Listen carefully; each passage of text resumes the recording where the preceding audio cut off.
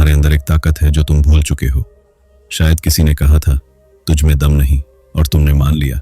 शायद एक बार गिरे, फेल हुए और तुमने डिसीजन ले लिया ये मेरे बस का नहीं। और तब से तुम वो काम कर ही नहीं रहे जो तुम कर सकते थे। वो लैंग्वेज नहीं सीख रहे, वो बिजनेस स्टार्ट नहीं कर रहे, वो बात नहीं बोल रहे जो बोलनी चाहिए। साइकोलॉजी ने इसे एक नेम दिया है, लेकिन उससे पहले रामायण ने एक कैरेक्टर दिया, हनुमान, पवन पुत्र, अष्ट सिद्धि के स्वामी, जो पहाड़ उठा सकता था, जिसकी पूंछ में आग लगाकर भी लंका जला सकता था। लेकिन एक समय ऐसा आया जब यही हनुमान समंदर के किनारे बैठा था और उसे पता ही नहीं था कि वो ये समंदर पार कर सकता है। आज यही समझेंगे तुम अपनी ताकत क्यों भूल जाते हो और इसे वापस कैसे लाओ। एक हनुमान का श्राप, बचपन में एक गलती, पूरी जिंदगी की सजा। बाल हनुमान, चंचल, शक्तिशाली, सूरज को फल समझकर पकड़ने उड़ गया। इंद्र ने वज्र चलाया, हनुमान की ठुड्डी पर लगा। वायुदेव नाराज हो गए, पूरी दुनिया का एयर फ्लो रोक दिया। सब घबराए। तब देवताओं ने हनुमान को अनेक वरदान दिए, अष्ट सिद्धि, नवनिधि, अमृता। लेकिन साथ ही एक श्राप भी मिला, तुम अपनी शक्तियां भूल जाओगे और तभी याद आएंगी जब कोई तुम्हें याद दिलाए।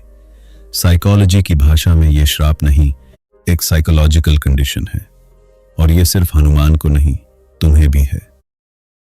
रुको, गंभीरता से सोचो, तुम्हारी जिंदगी में ऐसी कितनी चीजें हैं जो तुम कर सकते थे लेकिन नहीं कर रहे, सिर्फ इसलिए क्योंकि तुम भूल गए कि तुम कर सकते हो।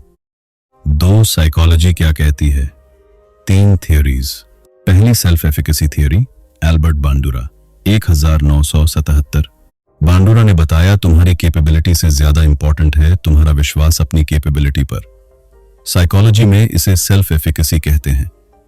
हाई सेल्फ एफिकेसी वाला इंसान चैलेंज देखकर एक्साइटेड होता है, लो सेल्फ एफिकेसी वाला वही चैलेंज देखकर फ्रीज हो जाता है। हनुमान का सेल्फ एफिकेसी श्राप ने 0 कर दिया था। कैपेबिलिटी पूरी थी, बिलीफ नहीं थी।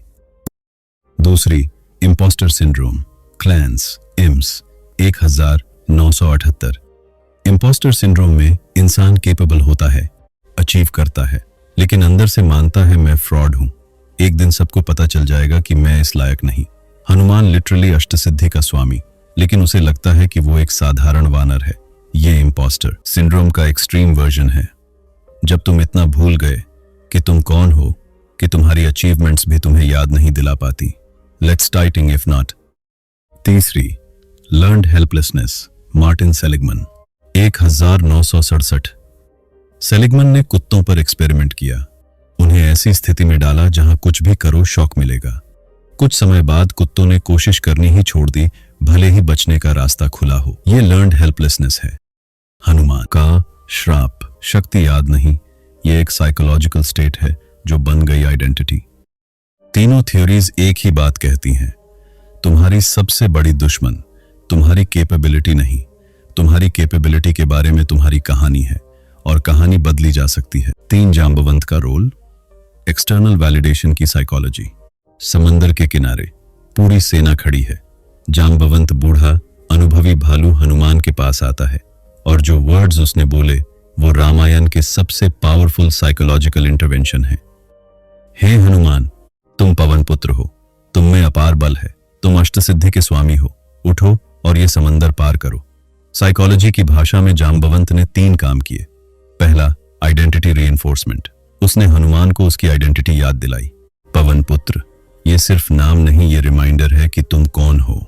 दूसरा, पास्ट अचीवमेंट एक्टिवेशन, उसने हनुमान को उसका पास्ट याद दिलाया, बचपन में सूरज तक उड़ना, अष्टसिद्धि प्राप्त करना।